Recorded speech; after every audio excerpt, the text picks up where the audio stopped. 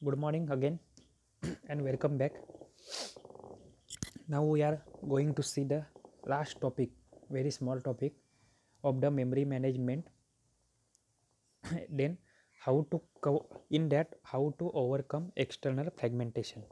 इसके पहले के लेक्चर में हम लोग ने क्या देखा कि एक्सटर्नल फ्रेगमेंटेशन क्या रहता है, क्यों होता है।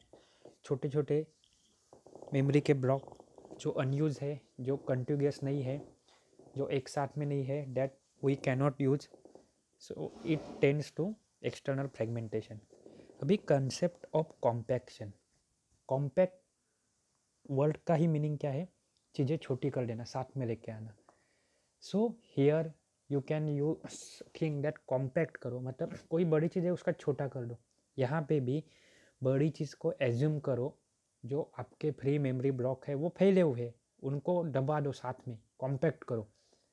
बुक में ऐसा नहीं है, आपको ऐसा लिखना भी नहीं, आपको खाली आइडिया आने के लिए मैं बोल रहा हूँ। मतलब चीज़ें आपके पास एक एक रुपये के 4-5 कॉइन है, वो यहाँ वहाँ पे फैले हुए हैं, सामने आपको 1 ही रुपया दिख रहा है, तो उसको कॉम्पैक्ट करो बोला तो आप क्या करोगे? सारे कॉइन को लाके साथ में रख दोगे।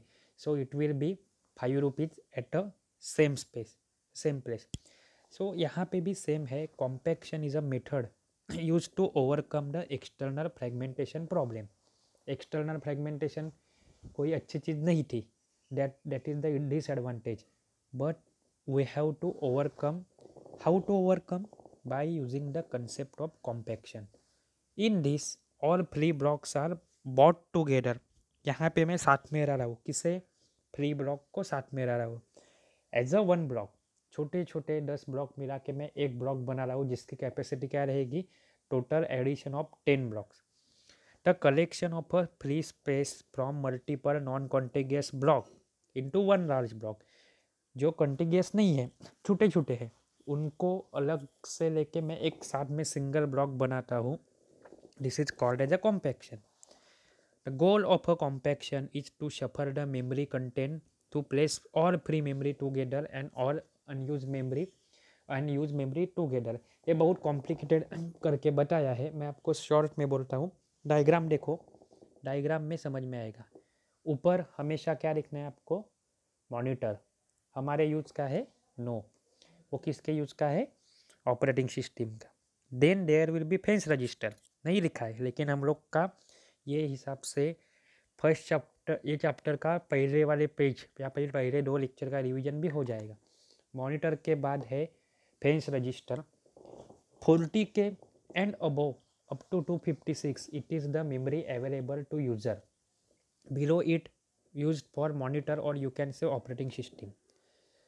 Now after 40k up to 90k, that is 50k job file is allocated, but block was of 60k, 10 10k memory which is indicated by dashed line is free.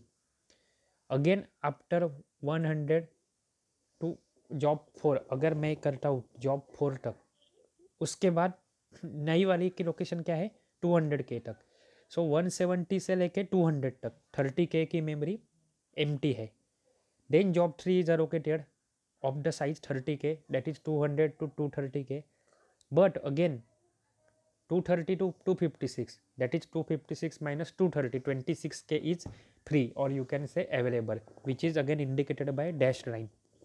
So total यहाँ पे 10k plus 30k plus 26k, that is 10 plus 30 40 and 40 plus 26 56k is available, but that is distributed or that is not contiguous or you can say scattered. so यहाँ पे जैसे भी मैं अगर मान लो 31k की मेमोरी अलोकेट करना चाहता हूँ, पॉसिबल है? नहीं, even though I am having much more memory available. तो यहाँ पे मैं क्या करूँगा? इसी का सॉल्यूशन है कॉम्पैक्शन। कॉम्पैक्ट करो मतलब दबा दो, साथ में लेके आओ। किसे? यूज स्पेस को साथ में, अनयूज स्पेस को एक साथ में। तो ये चीज़ होगी, देखो डायग्राम में ही समझे आपको कि 5k 4k job 5 job 4 job 3 को मैं साथ में लेके आया। सो यूज्ड मेमोरी कंटिग्यूस हो गई और अनयूज मेमोरी क्या थी? 10k which was after job 5, 30K which was after job 4 and 26K which was after job 3। Total तीनों मेमोरी साथ में आ गई तो वो कितनी हो गई 66K हो गई। और 66K मतलब इनफ हो गई। पहले मैं 30K के ऊपर की प्रोसेस अलोकेट नहीं कर सकता था, अभी मेरे पास अवेलेबल है एट वन ब्लॉक है कौन सा 66K का। So this is called as a compaction. Compaction can be quite expensive. Compaction changes the allocation of memory. ये क्या हो सकता है, इसका डिसएडवांटेज क्या है, आप मेमोरी अलोकेट कर रहे हो नहीं, सो उसके इंडेक्सिंग एड्रेसिंग स्कीम बदल जाएगी, क्योंकि फाइनली वही कर रहे हो, यूज ब्लॉक को आप ऊपर शिफ्ट कर रहे हो तो उसका एड्रेस भी चेंज हो रहा है। ठीक है, compaction is possible only if relocation is dynamic. Static रहेगा तो ये फिक्स हो गया रहता है, डायनामिक है मतलब it can be change. So ये एक्सटर्नल फ्रेगमेंटेशन का कॉम्पैक्शन सॉल्यूशन है वो पॉसिबल कभी है जब भी reallocation is the dynamic at a execution time using base and limit register. Base and limit register कहाँ पे देखा है हम लोग ने, तो सेगमेंटेशन में देखा है। ये था आपका ओवरऑल मेमोरी मैनेजमेंट चैप्टर। क्या क्या देखा आप लोग ने इसमें, तो इंट्रोडक्शन पहले देखी, उसके बाद बेसिक मेमोरी मैनेजमेंट कंसेप्ट देखे, overview of a memory, function of memory management, then memory मैंने पार्टीशनिंग देखा, स्टैटिक और डायनामिक, फेंस रजिस्टर नाम का कंसेप्ट। स्टैटिक और डायनामिक के बाद उसमें हम लोग ने best fit, first fit, worst fit देखा। देन जो फ्री स्पेस थी उसे मैनेज करने का लॉजिक आ गया, तो फ्री स्पेस मैनेजमेंट टेक्निक, उसमें 4 type, bit vector, link list, grouping and counting.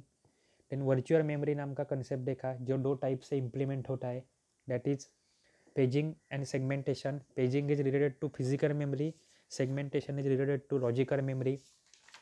Then internal fragmentation, external fragmentation, external fragmentation का solution that is the compaction. Doubt रहेगा पूछो, उसके बाद हम लोग लास्ट चैप्टर स्टार्ट करेंगे कौन सा, फाइल मैनेजमेंट का, जो बहुत ही इजी है, ज़्यादा एक्सप्लेनेशन की ज़रूरी नहीं है। ठीक है, थैंक यू।